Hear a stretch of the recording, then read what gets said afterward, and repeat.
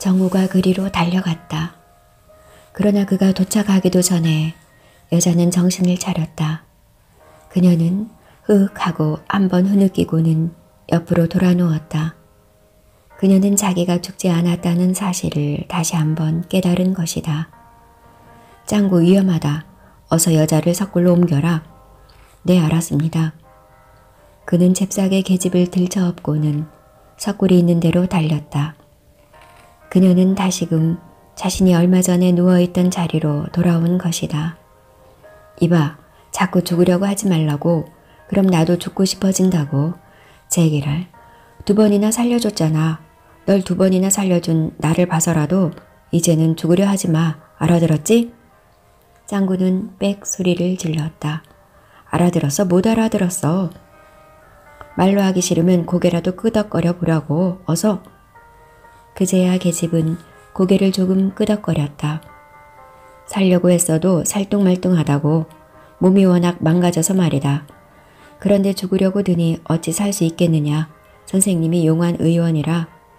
날이 인연이 이제는 죽지 않겠다고 약조를 했습니다요.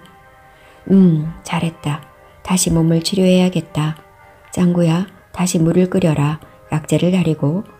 잘 알겠습니다요. 그들은 선천고을과 정주고을의 경계선에 있는 동래강의 험준한 기슭석굴에서 근 일주일을 보냈다. 계집이 좀처럼 건강을 회복하지 못했기 때문이다.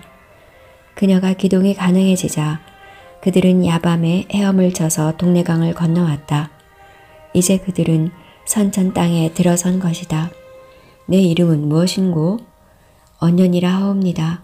한마는 이 세상 살아서 하늘 풀도록 해라. 죽어서야 되겠느냐? 명심하겠사옵니다. 이제 지나간 일은 잊도록 해라. 이제는 새 삶을 사는 것이다. 명심하겠사옵니다. 썩은 양반놈의 자식을 낳았다고 한들 내 일생의 평탄치는 않았을 것이다. 사람은 다 제 짝이 따로 있는 법이다. 너에게서 자손을 보려던 양반은 내 짝이 아니다.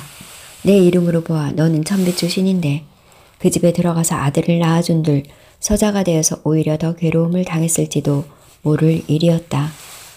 내가 우리를 따라다니면 새로운 사실들을 많이 알게 되고 땅을 사랑하는 법을 알게 될 것이다. 그러면 이 땅에서 사람이 어떻게 살아야 하는가를 깨닫게 될 것이다. 어떻게 따라다녀 보겠느냐? 아니면 내 갈 길을 가겠느냐? 언녀는 깊은 생각에 잠기는 눈치였다. 그녀의 두 눈에는 점점 생기가 돌았다. 딸이 인연을 버리지 마시고 어디든 데리고 다녀 주옵소서. 인연은 신분이 종년이라 붙잡히면 죽음을 면하기 어렵사옵나이다. 오냐, 그럼 우리를 따라다녀 보거라. 그들은 동래강의 지류인 대동천을 타고 들어가 신천읍의 진산인 대목산에 이르렀다. 산은 꽤나 높았다. 그러나 수목이 울창했고 계곡을 흐르는 물이 맑았다. 날이 대목산이 높이는 얼마쯤이나 될까요? 내 눈 짐작으로는 아마도 1,000척은 넘을 것 같구나. 그러면 높은 산인갑쇼? 비료봉은 얼마나 되었습니까요? 우리들이 사용한 비례 비교법으로는 6,600척이었다. 그럼 이 대목산은 낮은 산이군입쇼. 그래도 이 산은 선천고을의 진산으로 대단히 중요하다. 선천고을이 전부 내려다 보이는 지점이다. 저기 서쪽으로 보이는 산이 검산이다. 거기에는 임경업 장군이 쌓은 검산산성이 있느니라.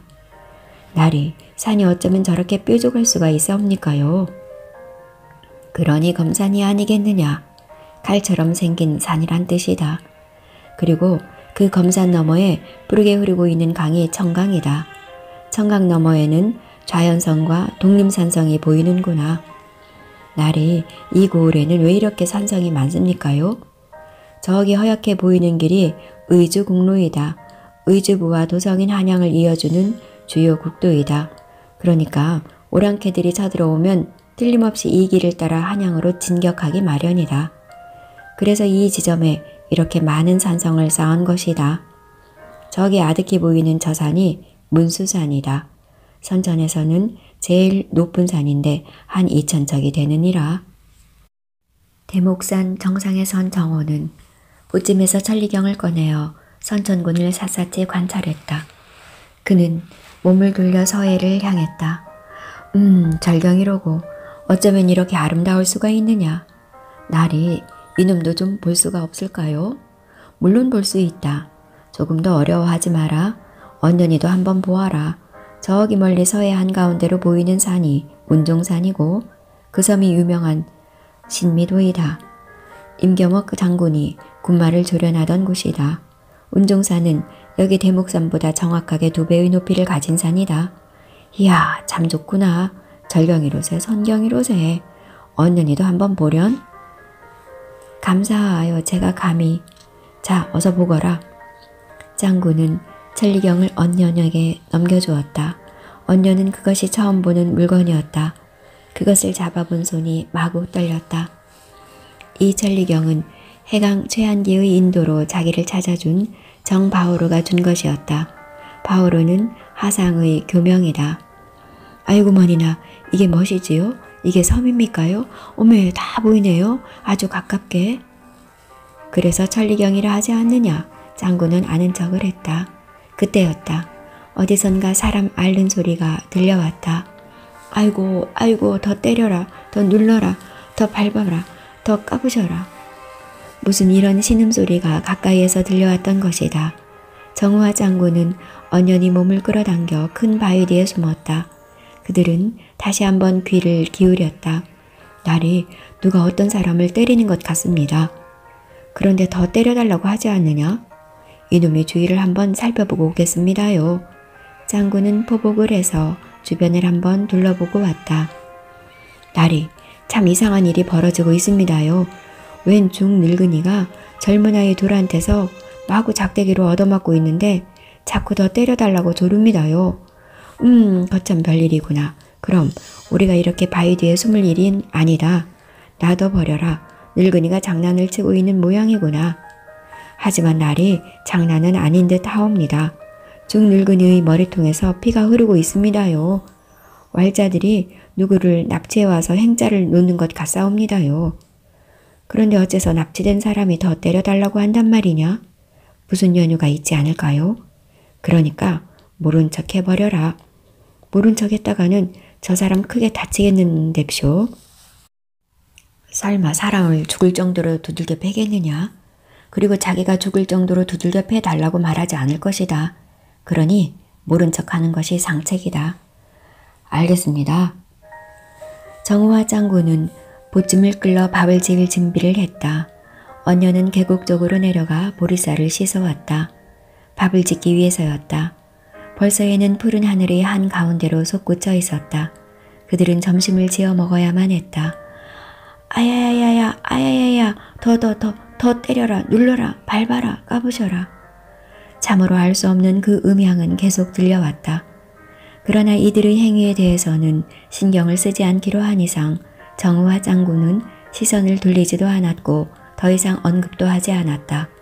그들은 보리밥을 된장과 고추장에 비벼 부지런히 먹기 시작했다. 괴상스런 목소리가 갑자기 뚝 그쳤다. 어떻게 됐느냐? 왈자 같은 놈들은 보이지 않습니다요. 때려달라는 중늙은이는 풀밭에 반드시 누워있는데 기척이 없습니다요. 혹시 죽은 것이나 아닐까요? 거참 별일이 다 있구나. 한번 가보고 오너라. 장군은 밥 숟가락을 들다 말고 괴상스런 중늙은이가 쓰러져 있는 데로 갔다. 그는 한참 만에야 돌아왔다. 날이 일이 좀 심각해져 가고 있사옵니다요. 중늙은이는 쓰러져 누워있는데 정신이 오락가락하고 있사옵니다요. 그런데 대목산 밑으로 내려갔던 왈자들이 무슨 큼직한 몽둥이를 하나씩 들고 올라오고 있사옵니다요. 이 자리를 피해버리는 것이 어떨깝쇼? 심상찮은 일이다. 그만 다른 데로 가보자꾸나. 선전골로 들어가 보자꾸나. 그때였다. 웬 낭낭한 목소리가 들려왔다. 이 사람들아, 밥을 먹을 때는 옆자리 삽살개도 그냥은 두지 않는다고 했거늘 어찌 선비된 체면에 죽어가는 사람을 지척에 두고 입을 다시는가. 선천 땅이 좋아 찾아온 과객이라면 당연히 선천 터줏거사에게 인사 한번 있을 법하이. 배가 고프면 먹는 것이 밥이지만 그것에도 법도가 있어야 사람이 아니겠는가. 날이 저놈이 우리를 빗대고 수작을 부리는 것 같사옵니다요. 한 방에 처치해 버릴까요? 아니다. 그냥 두고 보아라. 왈자들이 올라와 다시 그자를 심하게 구타하면 놈들을 쫓아주어라. 알았습니다. 분부대로 하겠습니다요. 그런데 날이 이번에는 조금 전에 그 젊은 왈자들만 온 것이 아니옵니다요. 나이가 지긋한 촐로들도 있사옵니다요. 지금 막 두들기기 시작했습니다요. 아야야야야, 아야야야야, 마구마구 때려라. 아, 시원하다. 오장육부가 시원하구나. 더 세게 때려라. 이제 나는 살 것만 같구나. 저 괴상스런 작자 아무래도 일낼 것 같사옵니다요. 내가 가서 왈자들을 쫓아주어라. 알았습니다요. 짱구는 이제야 신명이 났던 것이다. 자신은 이 차제에 언연이한테 실력을 한번 보여주고도 싶었던 것이다. 네 이놈들, 그 몽둥이를 당장에 멈추어라. 백주의 사람을 어찌 그렇게 개패듯이 패느냐. 무슨 사연이 있건 그것은 안 되는 일이다. 당장 그 몽둥이를 거두지 못하겠느냐? 어서.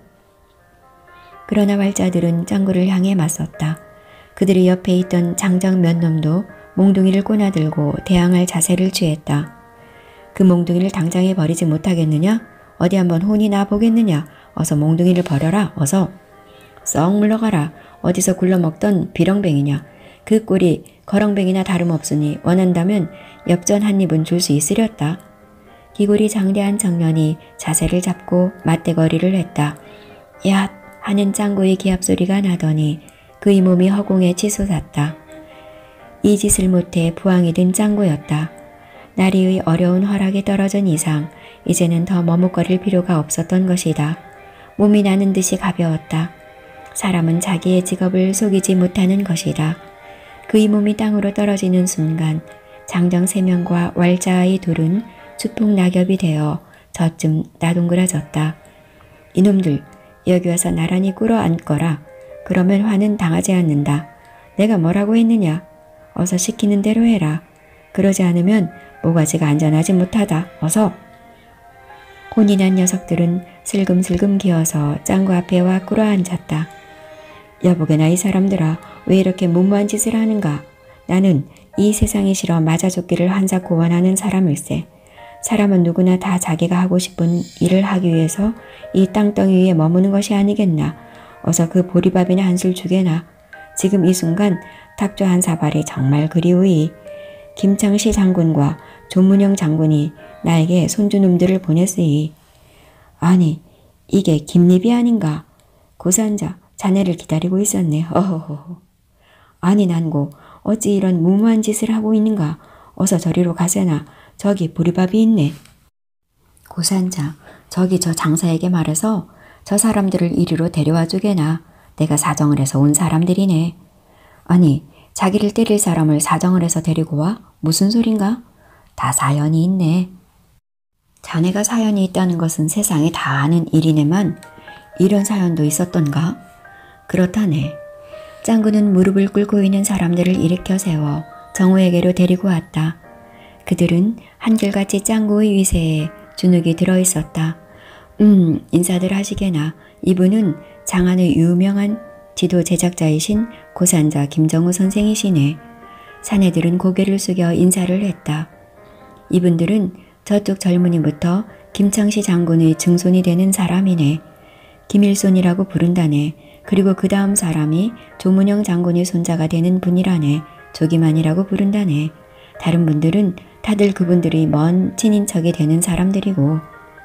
난고 김창시 장군이라 하면 홍경래 장군이 막류를 두고 하는 말이 아닌가. 의주 쪽 전선을 책임지고 북상한 김사용의 참모가 아니었던가? 바로 그러하이. 그러면 조문영 장군은 누구신가? 바로 김창시 장군의 목을 베어 관군에게 바친 농군이었네.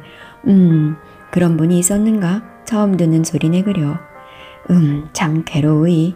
조부이신 익자 손자 어른이 시킨 일이 아니던가. 알 것 같으이. 김익수는 홍경래의 난이 일어났을 때 이곳 선천고을의 부사였다. 그는 평서 대원수를 자칭하고 평양 한양 쪽으로 말머리를 돌린 홍경래와 함께 평서 부원수의 깃발을 날리며 안주, 정주, 곽산, 선천 정벌에 나선 김사용, 김창시 군에게 싸워보지도 않고 항복하고 말았다. 그래서 그는 목숨을 부지하고 김사용에게 충성을 맹세했다. 그러나 홍경래군이 깨어지기 시작하자 그는 농군인 조문영에게 1,000냥을 주기로 하고 잠이 든 김창시의 목을 베어오게 하여 그것을 관군에게 바치기로 했다. 자기의 죄를 사면받기 위해서였다. 그의 계략은 적중했다. 지략이 뛰어난 김창시를 잡아 죽였으니 관군의 작전은 훨씬 유리하게 전개되었던 것이다. 김창시는 원래가 문장가로서 무골은 되지 못했다. 그러나 그는 대단한 학문과 지략을 지니고 있어서 관군의 두려움의 대상이었다. 김익수는 자신이 손으로 김창시의 목을 베어왔다고 고해바쳤다.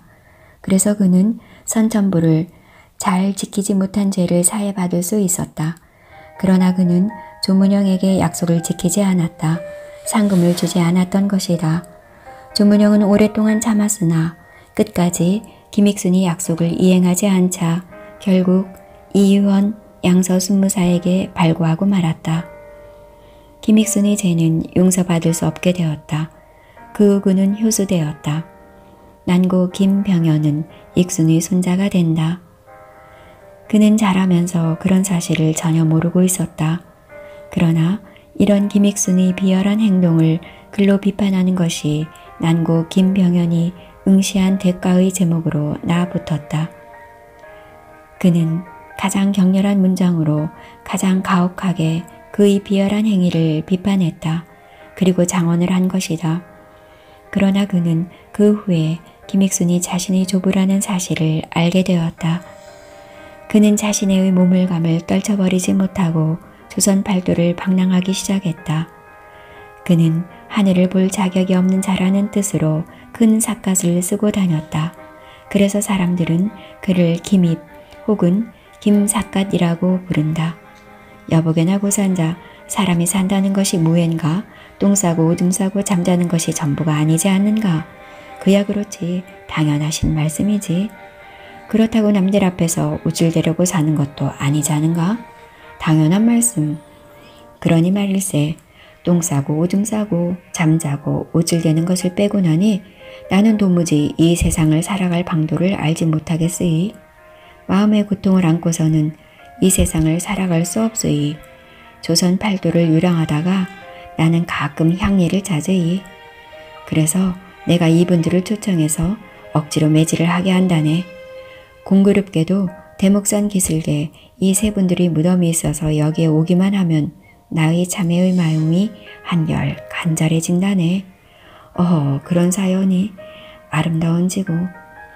그러니 고산자는 우리들이 일에는 관심을 가시지 말고 어서 조선 팔도 답사길이나 떠나시게나. 어허, 자매의 길이 너무 진지한지고.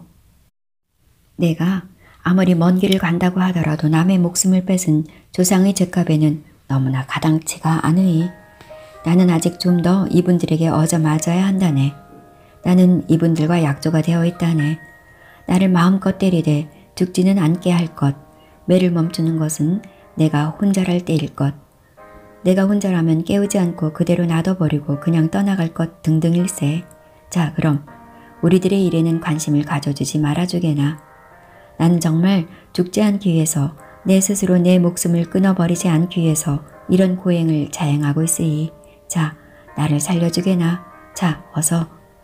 어허, 유구무원일세. 정말 정우는 할 말이 없었다. 그러나 너무나 진지한 김병헌의 삶의 자세에 그만 감동하고 말았다. 난고, 내가 어떻게 하는 것이 자네를 제일 위하는 길이 되겠는가? 그거야 자네가 이 자리를 떠나주는 것일세. 어허, 너무 슬픈 이별일세 그려. 어쩌겠나. 사람의 일생이 슬픈 일인걸. 날이 그럼 떠나시지요. 옆에 있던 짱구가 거들었다. 난구를 위해 주는 수밖에 없구나. 자, 그럼 떠나도록 하자. 언년이는 여기 밥그릇과 밥솥을 챙기도록 하거라. 그리고 짱구는 네, 알겠습니다요. 이분들에게 사과를 드리겠사옵니다요. 여러분, 사연을 모르고 여러분에게 폐를 끼쳤소이다. 용서해 주시구려. 그러나 난구 선생이 그렇게 젊거나 또 그렇게 강한 체력을 지니신 것도 아닌 듯하니 설령 그런 간곡한 부탁이 있다고 하더라도 너무 심하게는 매질하지 마시구려. 잘 알겠습니다. 그럼 또 보세나 난고 언제 또 만나게 될꼬. 잘 가시게나 부산자. 우리는 또 어디선가 만나게 될 것이네. 우리는 무대가 바로 조선 팔도가 아니던가. 잘 가시게나. 대목산을 내려온 정호 일행은 선천고을로 들어갔다. 그들은 주막에 들어 저녁을 먹고 복록방으로 들어갔다. 정호는 별말이 없었다. 난고 김병연의 꼴을 보니까 어쩐지 남의 일처럼 보이지 않았다. 그의 조부 김익순이 홍경래군에게 항복해서 선천부가 한때 현으로 강등된 적도 있었다. 이튿날 정호는 짱구를 데리고 바닷가로 나갔다.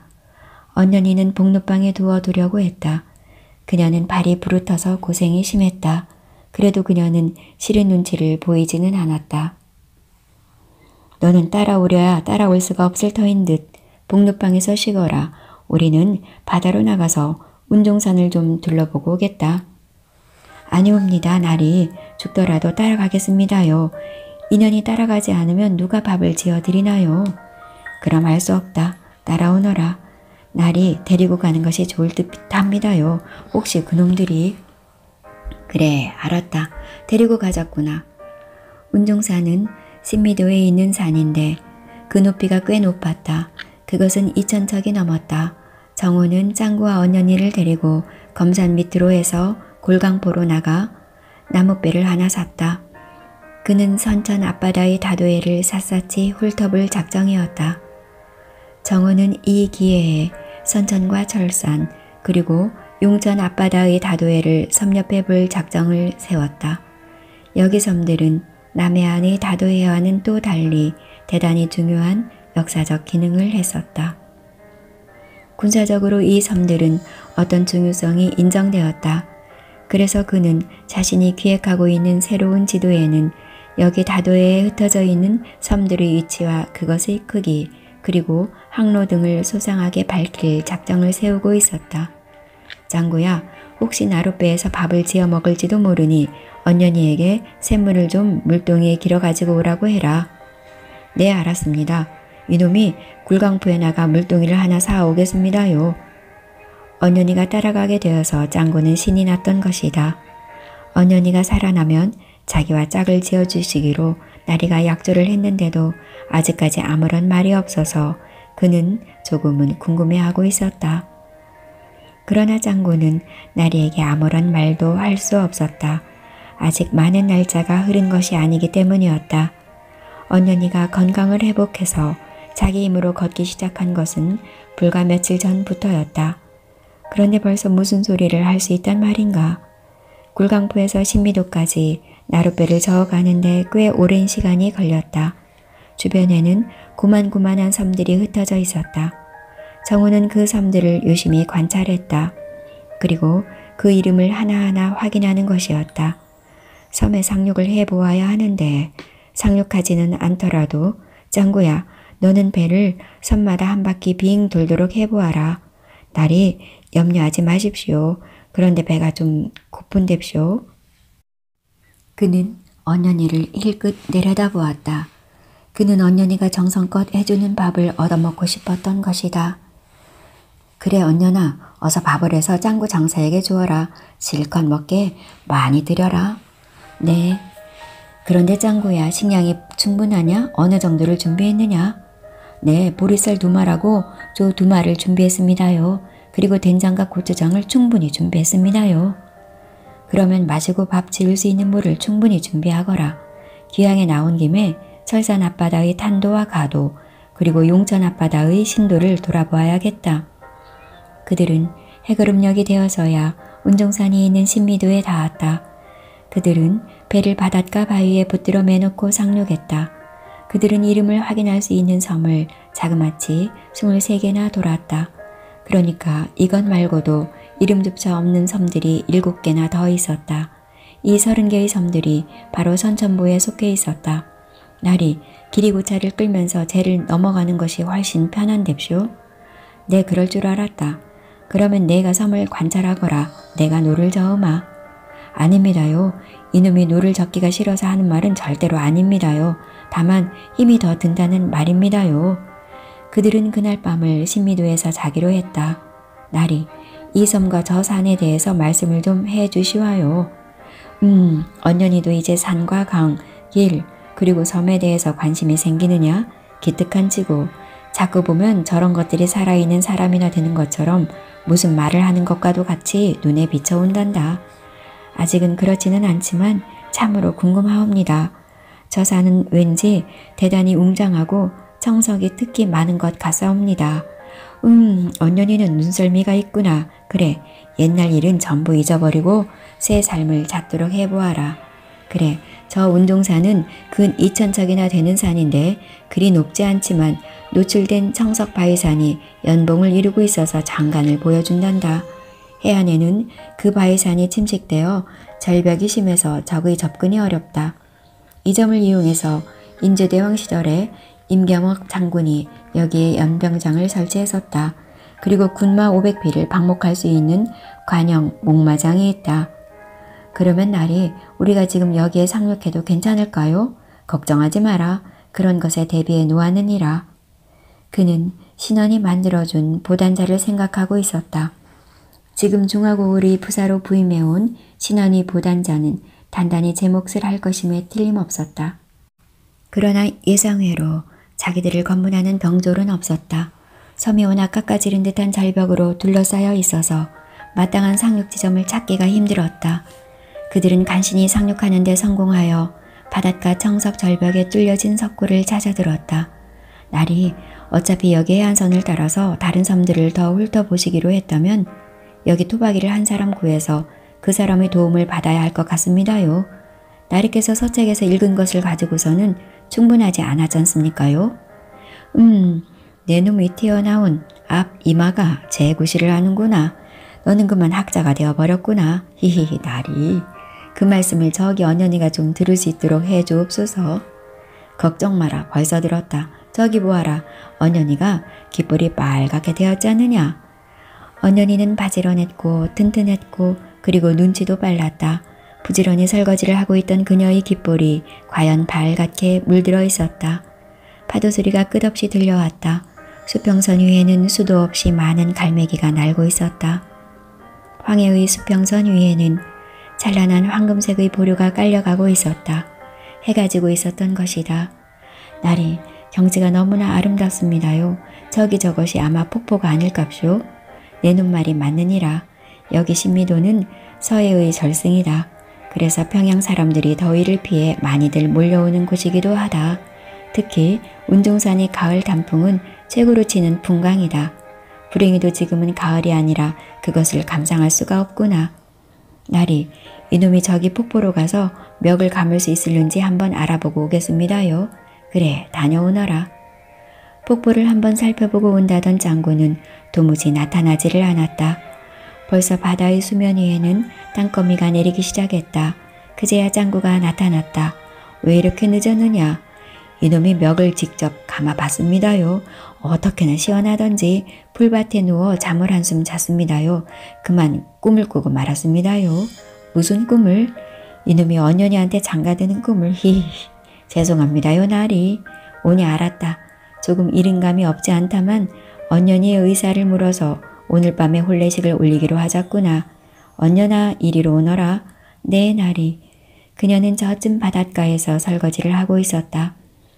설거지를 끝내고 이리로 오너라. 내일 아침에 또 밥을 해 먹어야 하니 그릇과 밥솥을 나무통에 넣지 않도록 해라. 알고 있사옵니다. 잠시 후 언년이가 가까이 왔다.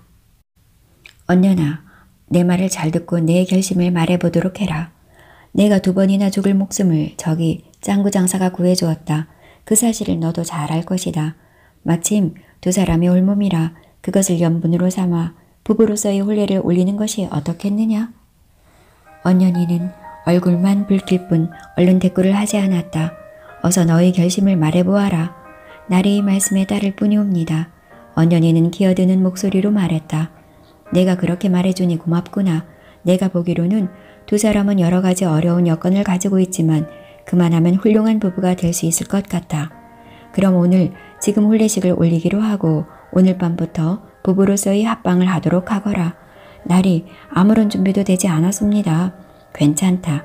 우리가 머나먼 여행을 하면서 모든 것을 갖추어서 혼례식을 올릴 수는 없는 일이다. 저기 언년이는 저쪽 폭포로 가서 몸을 깨끗이 씻고 머리를 정성껏 감도록 해라. 그러고는 정화수 한 그릇을 떠놓고 혼례식을 올리자. 그러고 나면 너희는 부부가 되는 것이다. 감사합니다요, 나리. 이놈이 그저 목숨이 살아있는 한 나리를 위해서 몸을 아끼지 않겠사옵니다요. 자, 언년아, 어서 일어나 나리에게 큰 절을 올리자꾸나. 짱구와 언년이는 정호에게 무릎을 꿇고 큰 절을 했다. 그래. 서로 아껴주고 위해주는 부부가 되거라. 어서 멱을 감고 오너라. 짱구는 언년이를 데리고 폭포 쪽으로 갔다. 그들은 정호의 주례로 간단한 혼례식을 치르고 정식 부부가 되었다. 그래도 언년이는 행복한 듯 눈물을 흘렸다. 비록 못생기고 무식하지만 그래도 엄연한 총각인 짱구와 정식 혼례를 치른 것이 대견했던 모양이었다. 석굴 하나를 더 찾아내 그들의 신방으로 썼다. 파도 소리가 어떻게나 괴괴한지 귀가 다 먹을 지경이었다.